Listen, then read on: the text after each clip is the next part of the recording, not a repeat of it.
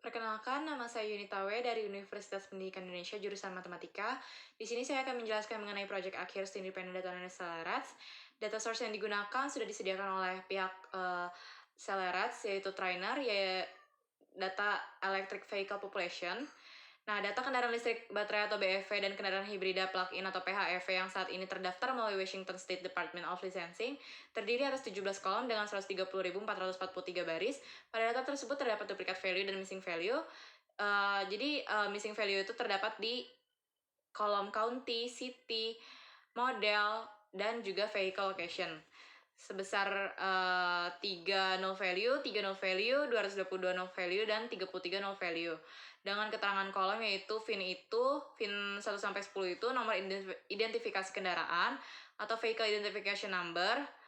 Kemudian county itu kecamatan, city itu kota, state itu negara, postal code itu kode pos, model year itu tahun pembuatan model yang disebutkan dalam dataset. Kemudian ada make yaitu produsen kendaraan, model jenis kendaraan yang ada dalam dataset, electric vehicle type tipe kendaraan dan sebagai kendaraan listrik sepenuhnya atau hibrida plug-in yang dibagi menjadi BEV atau PHEV. Lalu ada clean alternative fuel vehicle atau CAAV eligibility yaitu kategori kendaraan sebagai kendaraan bahan bakar alternatif bersih berdasarkan kebutuhan bahan bakar dan jarak yang dapat dipenuhi hanya dengan menggunakan tenaga listrik. Kemudian ada kolom electric range, yaitu kolom yang menjelaskan sejauh mana kendaraan dapat melakukan perjalanan hanya dengan menggunakan daya listriknya. Lalu ada base MSRP, atau harga jual eceran satuan produsen, terendah untuk setiap tingkat trim dan dari model yang dimaksud. Lalu ada legislative district, yaitu bagian spesifik di negara bagian Washington terdapat pemilik kendaraan tinggal seperti yang diwakili dalam badan legislatif negara bagian. Lalu ada DOL Vehicle ID, yaitu nomor unik yang diberikan kepada setiap kendaraan oleh Departemen Lisensi untuk tujuan identifikasi. Lalu ada Vehicle Location Field, yaitu titik lokasi kendaraan. Ada Electric Utility Field, yaitu wilayah pelayanan retail listrik yang melayani alamat kendaraan terdaftar semua jenis kepemilikan untuk daerah-daerah ini. Yang terakhir ada 2020 Census Tract Field, yaitu identifikasi zona sensus adalah kombinasi dari kode-kode negara bagian, kode kabupaten, dan kode zona sensus yang telah ditetapkan oleh pemerintah Amerika Serikat. Lalu pengolahan data yang saya gunakan di sini saya memakai Python untuk cleansing data dan juga machine learning. Yang pertama adalah mengimport library yang dibutuhkan, kemudian melakukan mengimport datasetnya juga melalui Google Drive. Lalu di sini kita melakukan pre-processing data, yaitu seperti mengecek duplikat value yaitu 0. Missing value-nya terdapat di beberapa kolom. Kemudian di sini terlihat dari bar state ini kelihatan beberapa missing value, terdapat beberapa missing value. Lalu kita setelah mengecek duplikat value dan missing value, kita membuat heat map. Di sini terlihat bahwa city sama county itu warnanya biru tua yang menunjukkan dia memiliki korelasi tinggi. Nah, berdasarkan heat map di atas, ternyata county dan city itu memiliki korelasi dalam konteks missing value. Nah, jika salah satu kolom terdapat missing value yaitu county, maka kolom lain tentunya akan ada juga missing value yaitu city, seperti contohnya seperti itu. Lalu untuk mengatasi missing value itu kita melakukan drop sample. Di sini itu drop sample yang kita lakukan membuang si county, jadi city juga ikut kehapus gitu. Nah, imputasinya itu di imputasi itu kita mengisi nilai null value-nya gitu.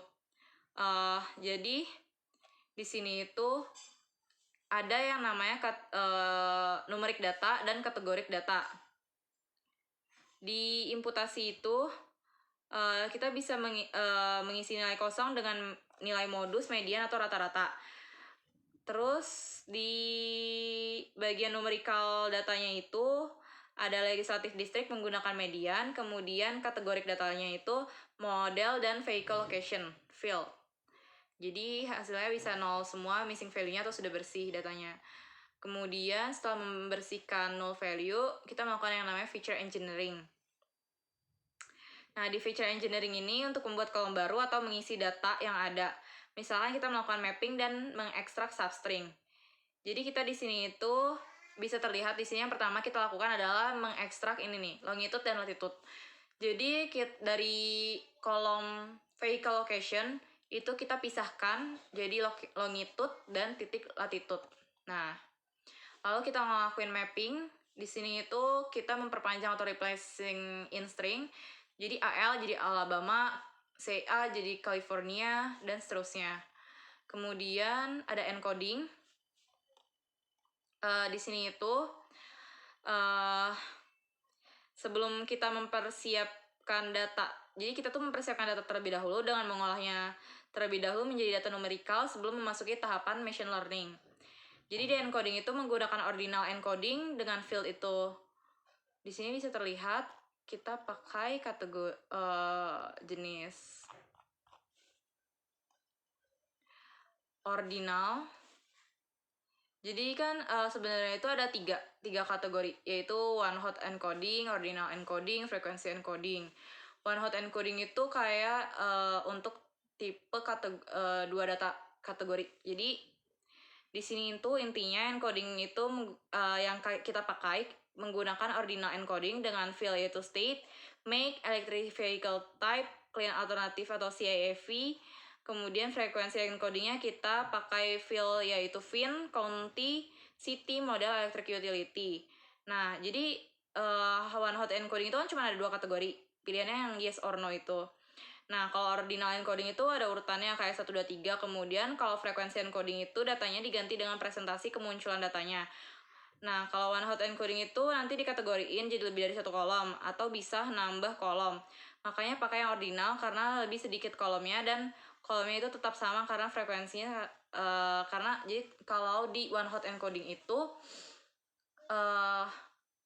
dia itu kalau kita pakai data yang 2 kategori dia bakal nambah kolom. Nah, kalau ordinal encoding itu dia tetap jumlah kolomnya. Jadi kalau kita cuman anggaplah misalnya di CIEV karena dia ada tiga kategori. Nah, itu sebaiknya kita pakai ordinal encoding supaya tetap dalam 1 kolom dan tidak merubah jumlah kolom yang kita gunakan. Kemudian untuk data yang sangat banyak itu kita pakai data yang sangat banyak kategorinya kita pakai frekuensi encoding. Jadi bisa dilihat ini kita yang pakai ordinal kolomnya apa, frekuensi kolomnya apa. Lalu setelah melakukan encoding, kita melakukan yang namanya EDA. Jadi di EDA ini eksplorasi data analis. Ada univariate analysis, ada bivariate analysis, dan korelasi. Jadi di sini itu untuk univariate analysis itu digunakan untuk menganalisis berdasarkan satu variabel, sedangkan bivariate analysis itu nantinya digunakan untuk menganalisis data berdasarkan 2 variabel atau lebih, seperti penggunaan variabel who. Kemudian korelasi digunakan untuk mencari korelasi dari masing-masing atribut. Jadi di sini kita bisa lihat di sini itu sudah ditampilkan jumlah kendaraan listrik berdasarkan target, terus jumlah kendaraan listrik berdasarkan county, jumlah kendaraan listrik berdasarkan city, jumlah kendaraan listrik berdasarkan state, berdasarkan model year, kemudian berdasarkan make fill atau kemudian berdasarkan model fill. Lalu berdasarkan kolom CAFV. Berdasarkan electric utility, kemudian dilakukan bivariate analysis untuk melihat juga box plot electric range berdasarkan CAFV eligibility. Box plot model year berdasarkan CAFV eligibility. Lalu kemudian di sini bisa terlihat korelasinya. Lalu yang selanjutnya kita melakukan yang namanya machine learning. Nah, di sini itu di tahap modeling atau tahap machine learning-nya. Jadi syarat melakukan machine learning tuh diantaranya adalah numerical data dan tidak terdapat null value, seperti yang tadi kita sudah lakuin. Jadi kita di sini akan melakukan klasifikasi, yaitu mengklasifikasi variabel target, yaitu kolom electric vehicle type, dengan kelas BEV itu sama dengan 0 dan PHEV-nya itu sama dengan 1. Kemudian kita sebelum memasuki machine learning itu dipersiapkan datanya melalui train test splitting dengan perbandingan 30% data test dan 70% data train. Selanjutnya itu karena datanya itu imbalance. Karena datanya imbalance, jadi kita pakai yang namanya. Kemudian karena data imbalance itu dilihat dari targetnya, maka digunakan sampling atau near miss atau undersampling. Nah, di sampling ini kemudian kita pakai mencoba beberapa jenis algoritma, yaitu naive Bayes, logistic regression, random forest, dan XGBoost. Nah, setelah kita mencoba ternyata itu yang paling bagus itu adalah XGBoost. Jadi kenapa digunakan si algoritma XGBoost ini? Karena itu jadi modelnya itu dengan true positif dan true negatifnya seimbang, terus lebih tinggi daripada si false positif dan false negatifnya. Bisa dilihat dari mana? Nah, jadi di sini itu ada yang namanya confusion matrix dari XGBoost. Nah, true negatif itu 71,08%, sedang true positifnya itu 23,01%. Jadi, kenapa true negatif dan true positifnya itu harus lebih besar daripada false positif dan false negatif? Jadi, untuk mencegah data yang disebut overfitting atau underfitting. Nah, untuk jauh lebih baik lagi jika true negatif dan true positifnya itu seimbang gitu, balance 50%, 50%. Itu artinya data itu tuh bisa digunakan untuk jika data misalkan ibu hamil dan ibu tidak hamil gitu ya. Jadi bisa untuk mengecek bahwa itu kehamilan itu bahwa terjadi negatif atau positif. Jadi model ini bisa digunakan gitu untuk keduanya. Nah, jadi kan sebelumnya juga dilakukan cross validation dan hyper parameter tuning. Jadi setelah modelnya, jadi di sini itu kita bisa lihat, kita bakal ngecek akurasi sama ROC AUC-nya. Jadi paling mendekati itu si ROC AUC dari XGBoost ini, model XGBoost. Dia hampir mendekati 1. Nah, coba kita cek untuk di model lainnya, misalkan Random Forest. Random Forest ini hampir ini ya. Jadi si true positif, true negatifnya juga sama lebih besar, cuman di bagian ROC AUC-nya itu lebih mendekati si XGBoost itu. Lalu untuk logistic regression, nah ini paling nggak bisa dipakai. Kenapa model ini nggak bisa dipakai? Karena si false positif ini gede banget. False positif sama true positif, gedean false positif ini jelas gak bisa dipakai. Kemudian untuk model naive Bayes algoritma, kenapa nggak bisa dipakai? Jadi true positif ini kecil banget. True positif dibandingkan dengan false positif sama false negatif, ternyata true positifnya paling kecil di sini. Jadi juga model naive Bayes sama logistic regression itu sudah pasti tidak bisa dipakai.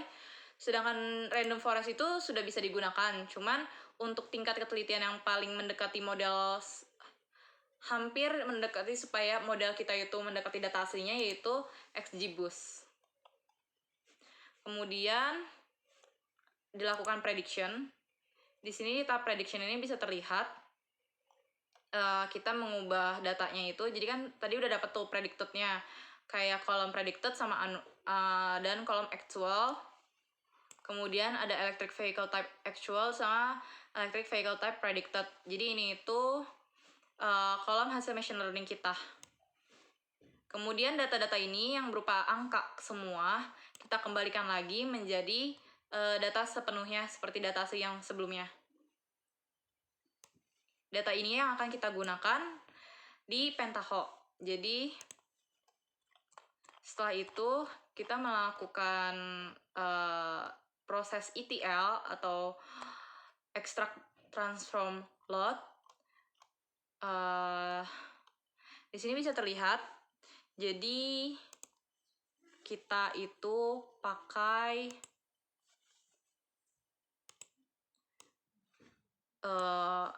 CSV file input.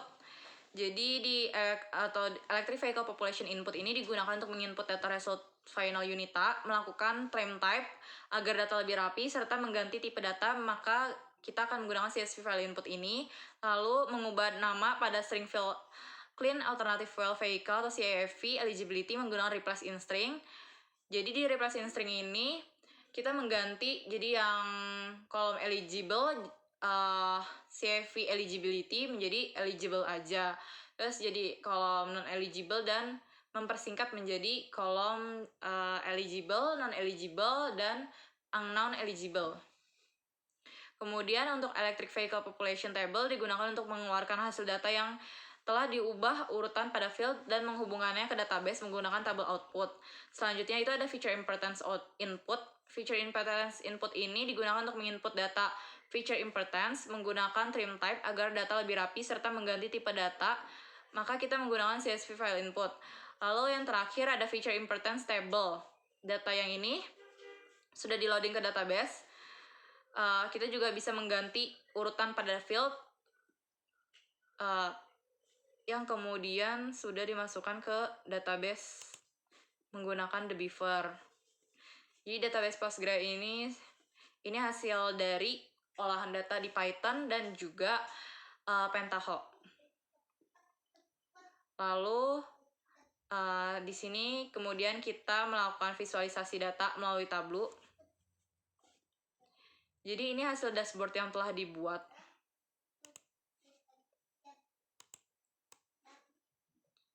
Sini bisa terlihat di sini dashboard yang telah saya buat juga sudah di-upload ke Tableau Public. Baiklah. Kemudian untuk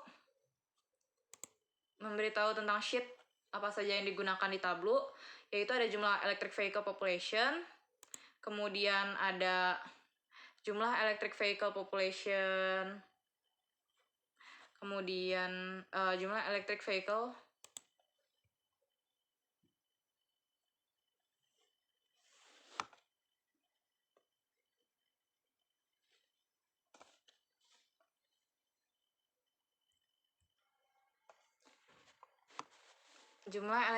population by electric utility, kemudian ada sheet rata-rata electric range, kemudian